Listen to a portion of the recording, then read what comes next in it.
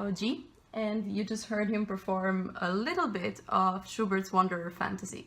Of course, from the music itself and from the title, you know how well it fits in our program for tomorrow, which is Wanderlust. And Beiyao will tell us a little bit about his experience perhaps playing the piece and how he has felt that fits in this idea of wandering, and maybe what does even the concept of wandering mean to you. I played this piece for the first time when I was in high school because I felt like it was a big challenge for me, and by doing it I could improve technically and also musically. But it was just way too difficult for me back then. And when you asked me to play this a few months ago, and I thought it was a really good idea for me to bring it back, and little did I know it was such a joyful journey ever since I started bringing it back. I think about in August somewhere, so it's been a couple months ever since, and it's been a really joyful journey for me personally. I'm discovering a lot of stuff that I did not discover the first time I played this piece. So we all know that Schubert sort of borrowed his own musical idea, a song, a lieder that he composed in 1816. Then he borrowed this element, this motive, and he implemented it in the second movement of the fantasy. Then he just recycled the single motive throughout the four movements, and you're supposed to play it without breaks, all four movements.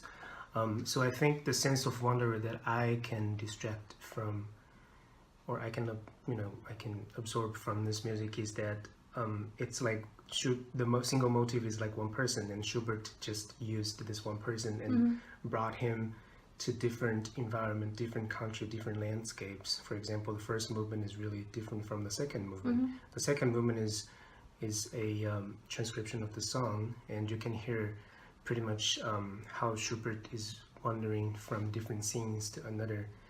It's almost like a fantasy land where it's pure, just so sincere, and it's not very complicated. It's just like going back to how you were when you were a 5-year-old. It's just so pure, and Schubert takes you back to that time, and you're sort of just like taking a walk in this fantasy land and enjoy everything that you see.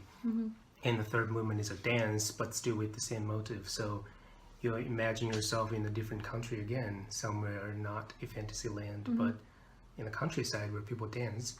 And the last movement, of course, is really a representation of the first movement, this really demanding theme again, so it takes you back to where you started. So that's the sense of wondering that I get from this piece of music.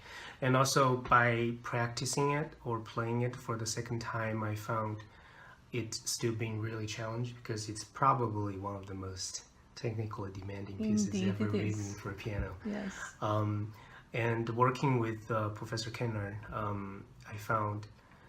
I found a lot of useful technique that I was not able to deploy when I was back in high school. And in that sense, I think I'm also wondering in this world of pianism. Just pianism, yeah. Exactly. Absolutely. So I'm discovering a lot of stuff myself that I wasn't able to do more than 10 years ago. You mentioned that there's a certain sense of simplicity and purity that comes with the theme that is taken from Schubert's original lieder. Right. Have you found maybe that compared to the first time when you approached the piece and now, that maybe aspects like that perhaps are harder or easier for you as a more mature musician and person? Does simplicity come more easily, or does it take more effort to do it after you've accumulated more knowledge? It's actually easier. It's easier, because I have something that I can compare with. I think my understanding of music back then wasn't enough for me to really understand the purity or the simplicity of the music itself. But now, if you look at the contemporaries of Schubert, if you look at Beethoven, and he was pretty much a really demanding guy. He wanted something so specifically, and he would put them down on the music and ask the performer to do exactly what he wrote. And Schubert is completely the opposite. He would just close the door and stay behind a curtain and just write a piece of music that just reveals his ideal land, where there is no conflict, there's no fights. It's just so pure. And now, after playing much music of Beethoven and Schubert and now Chopin to add to that list, because Chopin is in a way really similar to Schubert as well. They both have this really ideal simplicity, simplice, like they wanted the music and life to be a lot simpler than the life was to them, and I think that's probably why they were so disappointed. So to compare all the music that I've learned all the way, coming all the way from high school, I think I have a much better general big picture that I can fit in different categories.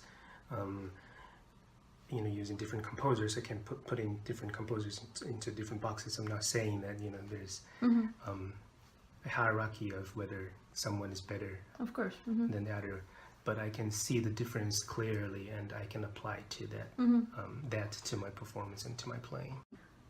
So Beiyao just came back from some competitions that he was playing at, and also he has one tomorrow, and he has a really busy day tomorrow because right after that he will come and perform at Wanderlust. So my question would be, how do you as a performer, and at the same time he's in school, so he's pursuing his DMA, how do you survive this without compromising the quality of your work and your own health? Because it is very important to be healthy as a performer. We discard that sometimes. So what would be some things that you normally take into account, seeing how busy you are? So it never hurts to over-prepare. For me, I like to over-prepare. So when I know something like this was coming up, I would practice.